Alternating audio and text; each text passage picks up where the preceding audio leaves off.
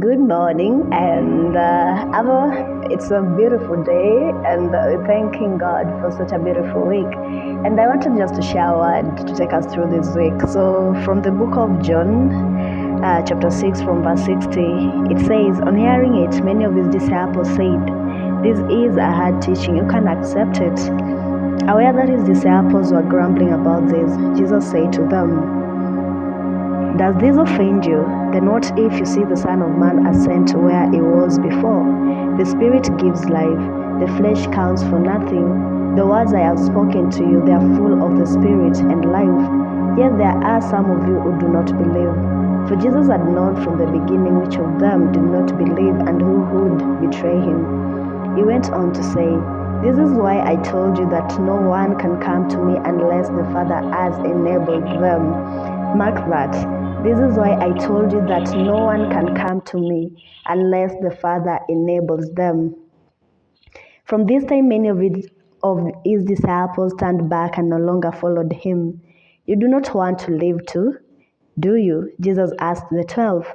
Simon Peter answered him, "Lord, to whom shall we go? You have the words of eternal life. We have come to believe and to know that you are the only one of God." Then Jesus replied, "Have I not chosen you, the 12? Yet one of you is a devil." He meant Judas, the son of Simon Iscariot, who, the one of the 12, was later to betray him. Okay, so when I read about this verse, what came into my mind was friends. Jesus said here, "I told you that no one can come to me unless the Father has enabled them." As much as sometimes we have friends, uh, I believe that they are always in our lives for a reason. Maybe our values are very different. I believe they are there for a reason and for a season. I remember in primary, I had a friend and everybody was against it because our values, with her, I always got in trouble. And I don't know why we were even friends until we finished primary, because she always put me in trouble all the time. And looking back, I wonder what was even holding our friendship, because we were very different people, like literally. Like, this lady okay, I don't know. She backstabs you. Like, I did know that, but you are still close. But when I look back, I think there was a reason for it.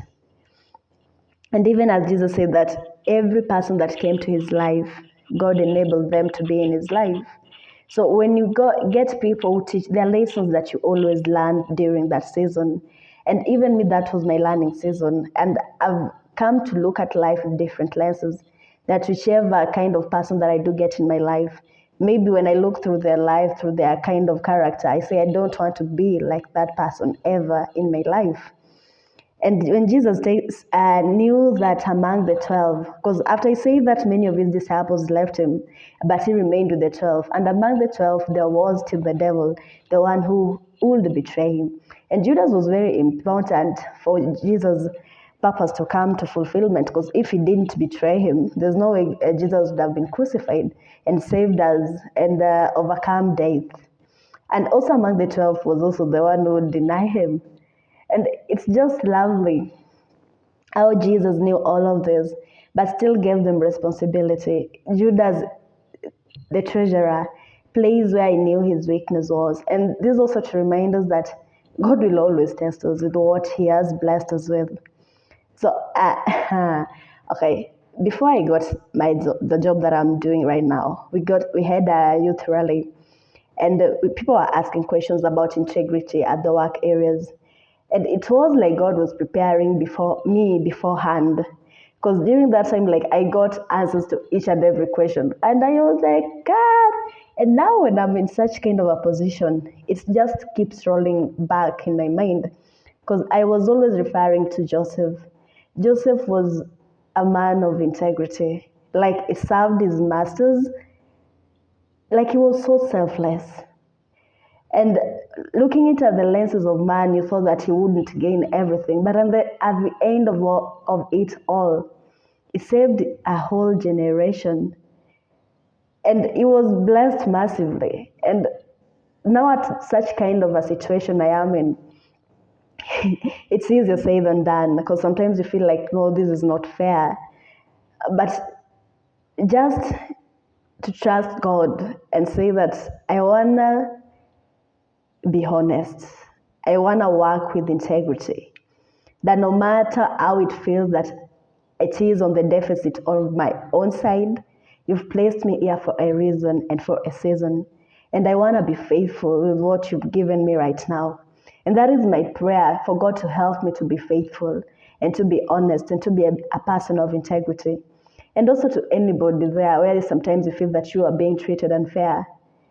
God is just and He will always come and fight for you. He says that for what? How do we call it? Revenge. Revenge is for Him. If you feel like you are treated unfair and you know you don't have any otherwise, be faithful, be honest. You're serving your Father, and that is through serving men. You do that, God is always watching. And just to help us, that in every place we are in, let us operate faithfully and with integrity and see what God can really do for us.